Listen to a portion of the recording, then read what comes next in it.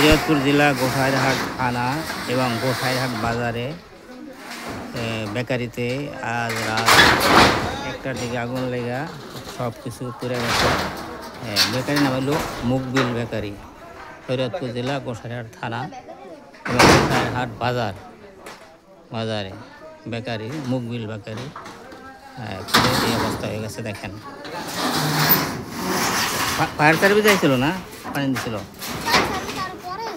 পরে আইসে fire service না, ফায়ার সার্ভিস আসছিল। এই এখন এই অবস্থা দেখেন, আল্লাহ রহমত। অনেক গাছ গাছ পুড়ে গেছে,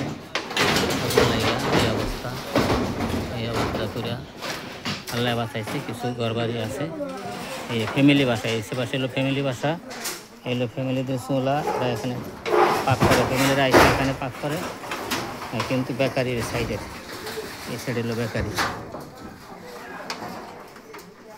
হ্যাঁ বাবু, তোমার নাম কি? হাবিব, মোহাম্মদ হাবিব নাকি? হাবিবুর রহমান। হ্যাঁ, মুসলমান? তোমরা মুসলমান? আচ্ছা, মুসলিম। এই আর কি। এই যে এখানে যে বেকারিতে আগুন লাগছে পড়ছে, তোমরা কি এখানে থাকো? হ্যাঁ, এখানে থাকো। রাত্রে এখানে আসছিলা ফ্যামিলি নিয়ে?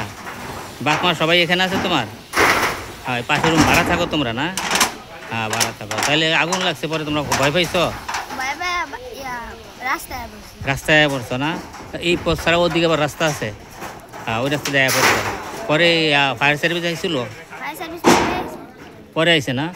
অনেক পোড়া হয়ে গেছে তারপরে আইছে নাকি? তার ফায়ার সার্ভিস আইয়া তাই এখানে ই করছে, পানি বন্ধ করছে, আগুন বন্ধ করছে নাকি? এই শরীয়তপুর জেলা গোসাইরহাট থানা এবং গোসাইরহাট বাজার। এই বেকারির নাম কি? মুকবিল বেকারি। আচ্ছা, দেখেন পুরিয়া, সব কিছু পুরিয়া শেষ। হ্যাঁ, সব কিছু হয়ে গেছে।